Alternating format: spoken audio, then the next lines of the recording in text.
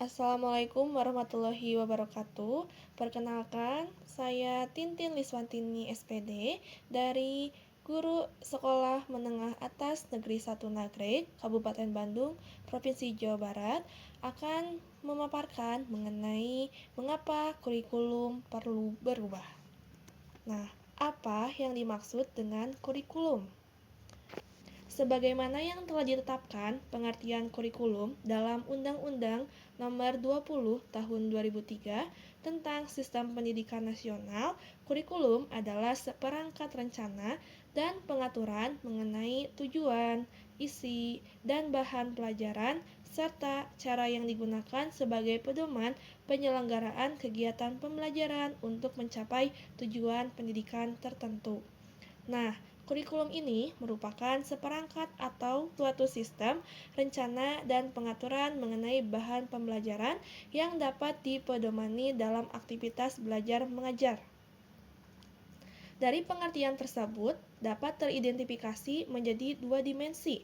Pertama, kurikulum sebagai rencana atau as a plan yang berisi mengenai peraturan mengenai tujuan, isi, dan bahan pelajaran juga merupakan pedoman dalam pelaksanaan proses pembelajaran bagi pendidik. Kedua adalah cara yang digunakan untuk kegiatan pembelajaran. Nah, dari dua aspek tersebut dapat dipahami bahwa kurikulum tidak hanya dimaknai susunan mata pelajaran semata, tetapi kurikulum bermakna sebagai seperangkat baik isi dan bahan pelajaran maupun cara yang digunakan.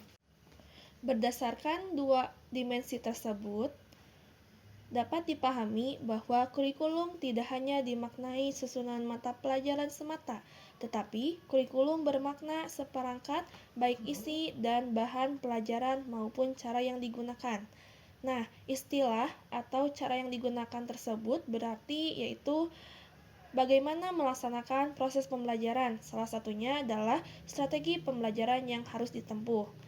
Intinya, kurikulum adalah rencana pembelajaran sehingga semua pihak yang terlibat dan berkaitan langsung dengan fungsi kurikulum ini wajib memahaminya.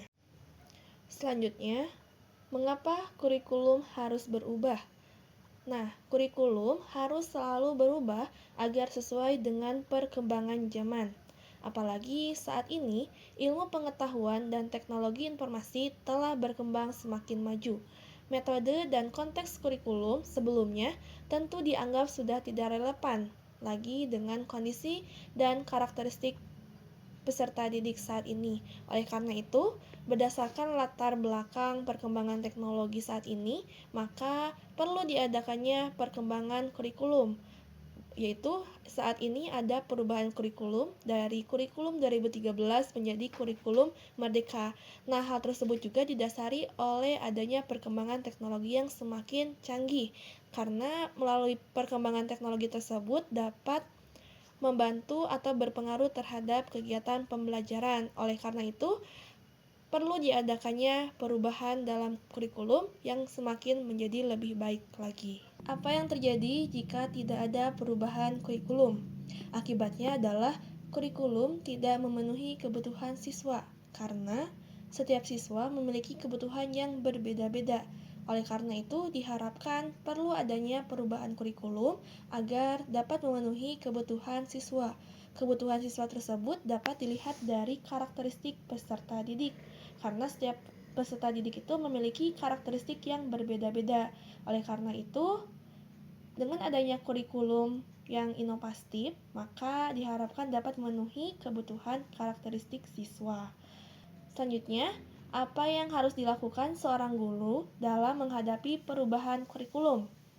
Peran guru sangat penting dalam menyikapi perubahan kurikulum di sekolah. Peran guru tersebut yaitu guru harus dapat memahami dengan baik isi dan tujuan dari kurikulum baru tersebut, serta berupaya untuk mengimplementasikannya dengan baik dalam proses pembelajaran. Oleh karena itu, dengan adanya perubahan kurikulum, maka seorang guru atau pendidik harus dapat beradaptasi dengan baik mengenai kurikulum tersebut, sehingga dapat dengan baik diimplementasikan dalam proses pembelajaran. Dampak positif dari kurikulum merdeka. Perubahan pada pembelajaran siswa di antaranya adalah dalam kurikulum merdeka, siswa diberikan kesempatan untuk mengeksplorasi dan mengekspresikan minat belajarnya. Nah, hal tersebut bertujuan untuk membentuk siswa dengan jiwa kompetensi dan karakter yang baik. Mengapa kita harus menerapkan kurikulum merdeka? Dengan menciptakan pendidikan yang menyenangkan bagi peserta didik dan juga guru, dengan menekankan pada pengembangan aspek keterampilan dan karakter sesuai dengan nilai-nilai bangsa Indonesia. Oleh karena itu, kurikulum merdeka tersebut harus diterapkan dalam pendidikan karena sesuai dengan aspek karakter dan juga keterampilan yang sesuai dengan nilai-nilai dari kebudayaan di Indonesia. Keunggulan kurikulum merdeka. 1. Materi pembelajaran lebih sederhana dan fokus pada materi esensial, sehingga siswa dapat belajar lebih mendalam tanpa takut dikejar waktu dan bebas memilih sumber ajar yang lebih variatif. 2. Guru memiliki kebebasan untuk mengajar sesuai tahap dan perkembangan siswa. Selain itu, sekolah juga memiliki wewenang untuk mengembangkan kurikulum sesuai dengan karakteristik satuan pendidikan dan peserta didik. 3. Sistem pembelajaran menjadi lebih interaktif melalui kegiatan proyek yang bertujuan agar siswa menjadi lebih aktif dan dapat mengeksplor isu-isu yang terjadi. Prinsip pembelajaran dalam kurikulum merdeka. 1. Pembelajaran dirancang dengan mempertimbangkan tahap perkembangan dan tingkat pencapaian peserta didik saat ini, sesuai dengan kebutuhan belajar. 2. Pembelajaran dirancang dan dilaksanakan untuk membangun kapasitas untuk menjadi pembelajar sepanjang hayat. 3. Proses pembelajaran mendukung perkembangan kompetensi dan karakter peserta didik secara holistik. 4. Pembelajaran dirancang sesuai konteks, lingkungan, dan budaya peserta didik, serta melibatkan orang tua dan komunitas sebagai mitra. Dan yang kelima, pembelajaran berorientasi pada masa depan yang berkelanjutan. Sekian mengenai pemaparan mengapa kurikulum perlu berubah. Semoga dapat bermanfaat. Terima kasih. Wassalamualaikum warahmatullahi wabarakatuh.